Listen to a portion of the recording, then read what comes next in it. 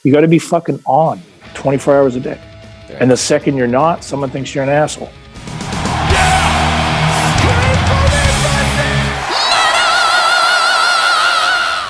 Hey everyone, welcome to the channel. My name is Belgian Jasper. If this is your first time on the channel, hit subscribe right now.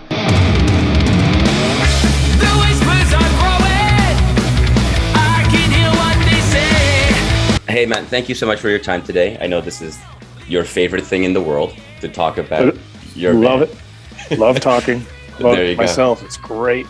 It's the best thing in the world, exactly. Man, we were just joking before we started recording, like, you know, oh, you don't get to talk a lot to people from Canada itself, and it's like, oh, hey, where are you from? What area are you from? And it's kind of funny because you are listed as a Toronto band. You are not living in Toronto, but in King City, which is a different place. Now, for Canadians, that's just around the corner from Toronto, but you know, for Europeans, there's like 3 countries in between us right now. Totally right. It's like Even though- Luxembourg in there somewhere. Yeah, exactly. So it would take us a few hours to hang. I can't just say like, hey, let's stop doing this. Let's meet around the corner and do this interview in person. That would be. Well, I think like Luxembourg's like probably the size of fucking High Park or something, you know? Oh yeah, for sure. I mean, I'm from Belgium originally, which is 2 times Lake Ontario. To put that. Yeah, there you go. Right. Yeah. So like, if you drive for more than 2 hours, you are by definition in a different country. Anyway, in any direction. In any direction, yeah. Or you're in the ocean. Now, to talk about real quick about the city, because it is important actually in your story as well, because obviously you're not all of the band is where you are, and you know there's definitely that Toronto, you know, DNA in Skullfist. I've seen years ago the gray Skullfist van in the Dundas West back alleys at times. That was in the back of where Johnny's job was. He worked at a bicycle shop. Right.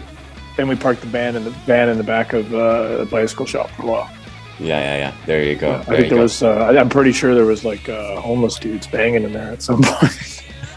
Are you still talking about the band now, or terrible thing to say? Omit it. Faces I'm hating, love that was waiting for me.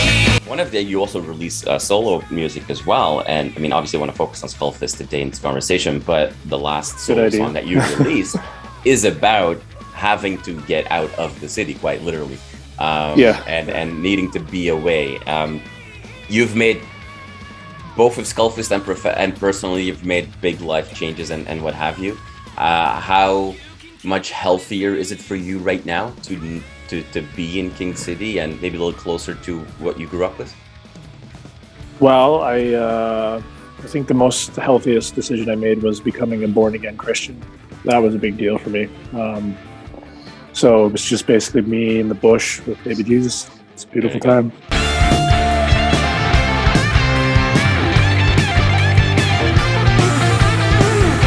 Yeah, I mean, of course, right? It's like you being in a band, there's that weird shit where you get addicted to like attention. Mm-hmm. And I see it all the time. I see it in fucking every band that exists. It's like you get addicted to it, man. It's like you want to get attention. And that's half the guys, well, maybe even more than half the guys that even have guitars or play music. It's because they want chicks or attention or notoriety or whatever it is, right? And to me, that's the main thing that was unhealthy. It was like, you know, and I guarantee you most people would be like, oh, I just like making music and that's all, you know what I mean? And I'll fucking stand that too. But I know that when I was younger, there was definitely more to it. It was about the social scene. For sure. It was all about the crowds and parties. For me, that was the biggest part. It's like, I just wanted to party. Yeah. And happened to kind of play music too, you know. There you go. I mean, nobody stops you from playing music in your setup there, but when you choose to record that and release that and work with labels and PR agencies, it's hard to say like, I don't want anybody to talk about it. I don't want anybody to listen to it. I don't want anybody to bother No, me. for sure. Yeah. Well, see, that's like I think you can find like a balance between it. You know what I mean? Like, I mean, when I was young, it was always about the music too.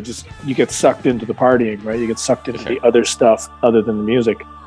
And it's like when I left the city, it's just I kind of tried to balance that out a bit. Yeah. You know what I mean? Like I'm still trying to find exactly what I'm comfortable with and exactly what I'm not comfortable with. And I think that's like, because I love making music. That's it. You know, and I'm like a total all or nothing guy. So if I say I just want to make music and I don't want to talk to anybody and I'm going to cuddle my dogs and that's all I'm going to ever do, you know, like, so, or I say like, I'm going to get as drunk as I possibly can. That was me when I was younger, you know? Right. Yeah. So I think for me, the healthiest shit is just trying to figure out that where it is exactly I'm comfortable.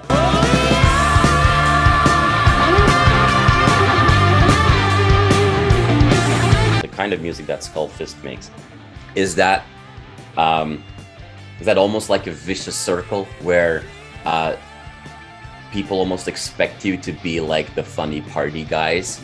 It's the worst fucking part of it, man. and it doesn't reflect the actual passion or investment that you make in that. Well, I mean, that's, you know, you could talk about the pros and cons, the yin yang shit going on in that forever, you know. It's like when I was younger, I was a jackass, you know. I loved fucking around. I loved doing stupid things. I loved seeing how much I could drink, you know, and seeing how much other people at shows could drink, you know. Like it was good. And you know, there's a lot of good memories about it, a lot of bad memories about it. But the problem, like I said earlier, was that before we recorded, was anything you say in this kind of shit, and like I'm happy that Skullfist is a small band, because if we were a big band, it's like anything that I said would be fucking printed in a fucking magazine or something, you know what I mean? Like I don't want that shit. Like I just say things. You ask me a question, or anyone asks a question, and if I don't have an actual answer, I just say a bunch of shit. My mouth just opens up and starts moving, you know? And it doesn't mean I think that. It doesn't mean anything. It just means in this moment, at that exact time, that's what I happen to say. So I imagine being like, you know, a huge band like fucking Scorpions or something like that. Anything you say, everyone's like, that's what that guy thinks. That's exactly how he feels. And I think that's exactly how it is with music too. And with the band, you know, someone sees a funny video and they say, oh, Zach is this guy. Dude, I don't fucking know you. You don't know me. Neither one of us know each other. And in realistic, like if you want me to be a funny guy, you will find pieces and places where I was funny. And if you want me to be an upset, I'm a disgruntled musician guy, you'll find that too, you know, like you find everything. So like it's, and the problem is that when you're playing and you're touring and shit, you got to be fucking on 24 hours a day. And the second you're not, someone thinks you're an asshole.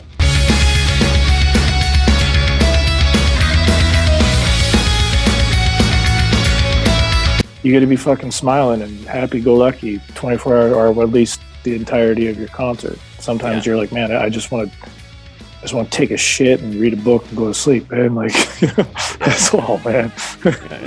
And then especially, you know, and that'll bring us to, you know, what has in large part fueled this album is, you know, dealing with sides of the music industry that you're not happy with at all. You've been quite vocal about your previous label that you had to work with. That was not working out well for you. That is reflected in a lot of the lyrics that come out in this album, maybe also in some of the different energy that comes out of this album. This sounds like a very cathartic album for you to have made. Does that also make it more exciting or more in a weird way fun to play these newer songs where you just get a lot of that shit off your plate? I think it's fun recording it. It's fun laying it down and then fucking burying it, you know, and being like, okay, here's a thought. It's a fucking 10-pound weight in my backpack. I'm going to take that 10-pound weight, I'm going to put it here, and then I'm going to fucking bury it in the ground and be like, okay, there's that. Now let's get rid of some other ways. Now, who else pissed me off? And what else am I angry about? You know, that fucking kid that tried to beat me up when I was 10. You know? Awesome. Why don't you sing something happy? Nothing happy ever happens.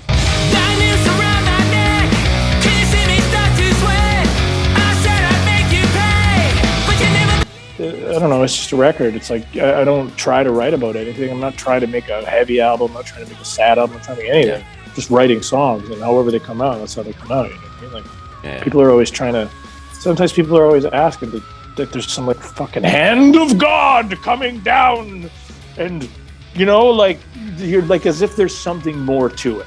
Yeah. And there's not anything to it. And anyone who says there is more to it is just making it up. You just sit in a room with a chair and you play the guitar. You don't need candles and things. You just make songs. And whatever happens to you in the span of X amount of years between records or whatever, it's probably what you're going to write about, I would assume. I mean, for me, I just write about shit that I think about,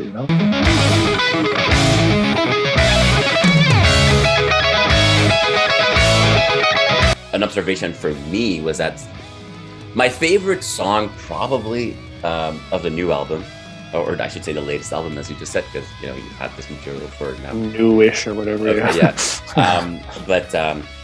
Like Warrior of the North, I love that song, the closer of the album. I have a lot of fun with that. But if I would say some of the really standout tracks that I think are amongst the best, and it kind of surprised me in a way because they're a little different, are Blackout and Madman.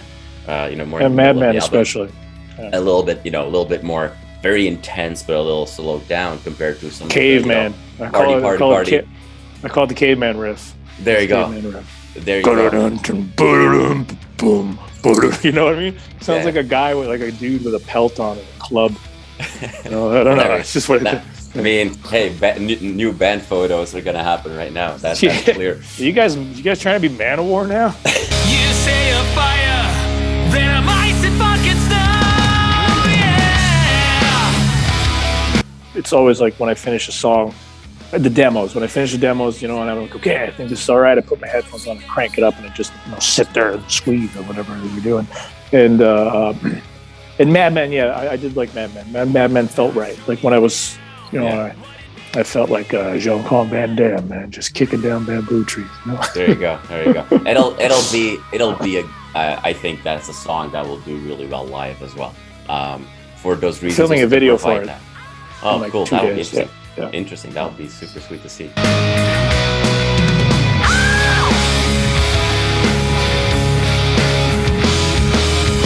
How many ass tattoo photos have you received right now? I just got one like 2 days ago. Another one, dude in Portugal, or was he in Spain? I don't know. There's a lot though. Yeah, I mean, hey, that special ass tattoo patch that has been created is pretty cool. So far, I'm still there's no ink on my backside yet, but we'll see how that goes. The guy that just sent me in the photo, I told him I'd show you mine on the camera, but it'll probably get flagged on YouTube, so you don't want to do that. I told him, it was like, he's like, yeah, I got tattoos. I was like, that's sick, bro. It's like, but I got mine when I was 19. That was 15 years ago, 16 years ago. It was like, in 10 years, it's not gonna say no false metal. It's gonna say no farce Merkler or something like that. So I told him that. Mine already looks like a big shit stain on my cheek there. To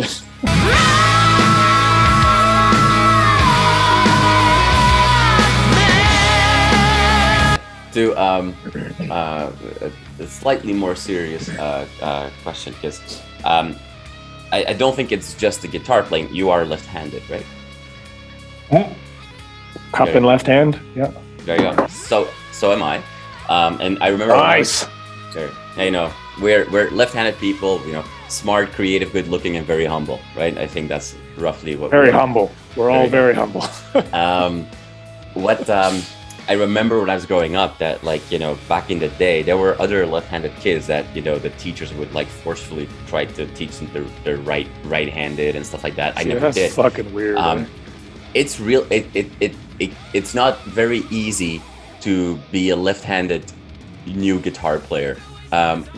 Were you ever urged by teachers or other people to just play it right-handed, or how was that experience for you? Yeah, when I first got guitar, my dad had an extra one, and I was originally a drummer, but I used to go to my uncle's place to play his drums while he was at work, and then I started bringing people over and smoking a bunch of pot, so he stopped letting me go over to play drums, and then I had to switch instruments. My dad had another guitar, and it was right-handed, and when I picked it up to fuck around with it, he was like, fuck. And I was like, what? He's like, you're playing it upside down.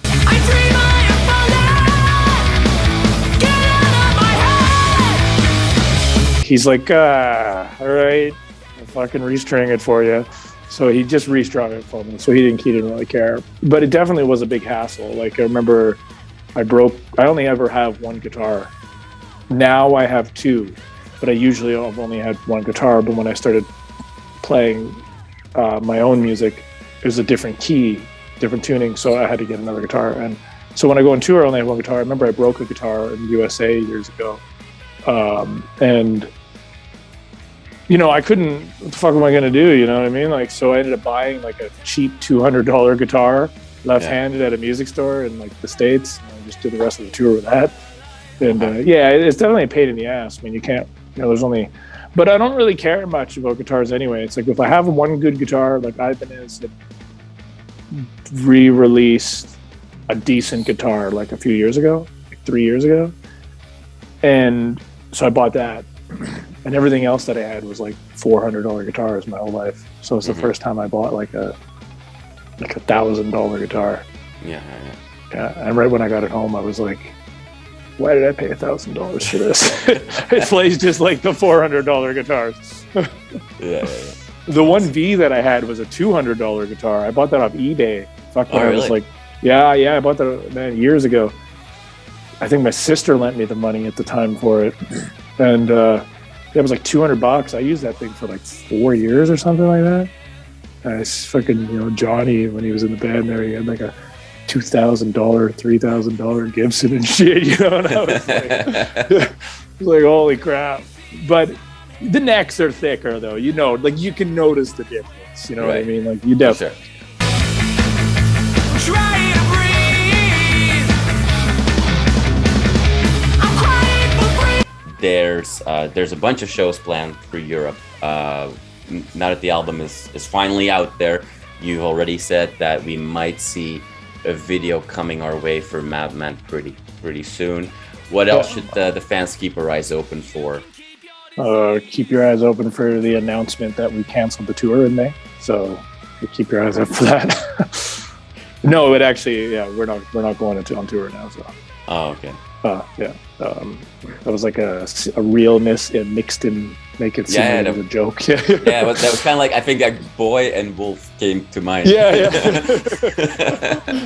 Well, I'm sorry to hear that. Yeah, I didn't know that. No, it's okay, man. It is what it is. You know what I mean? Like, we'll do our video and just, you know, make music. That's it. I mean, see how the album goes, and people like it, people don't, whatever, you know. I think main thing is, it's more fun now. Like, I don't mind being at home and not touring because I have more time just, you know, hanging out, making music and shit. It's great. Like, you know, I don't have to go out and do shit. I can sit in the same jogging pants for 2 weeks and no one can judge me, you know? Yeah. So, awesome. Yeah. But for touring good shows, I don't really know. It's like, I just want to wait and see. And then I hope that, you know, the home market gets to see some shows as well, and if not, we'll just have to fly from Canada to the European festivals to see you guys there. Yeah, no, I was just talking about it with JJ the other day, talking about doing the Toronto gig eventually, because we haven't done it in so long. Yeah. And yeah, I would like to. I mean, like, I pick up dog poop every single day, and you know, I would like to take one day off. There you go play a gig, you know.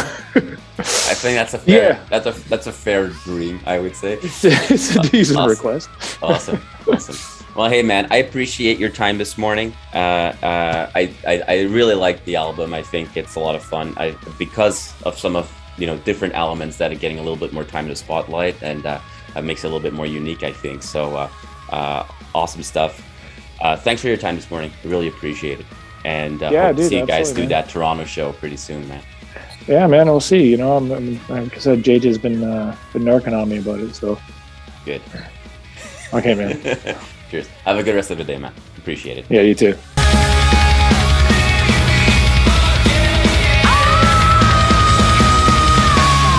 You are awesome for watching this video. Click right here to see more content like it and subscribe to the channel.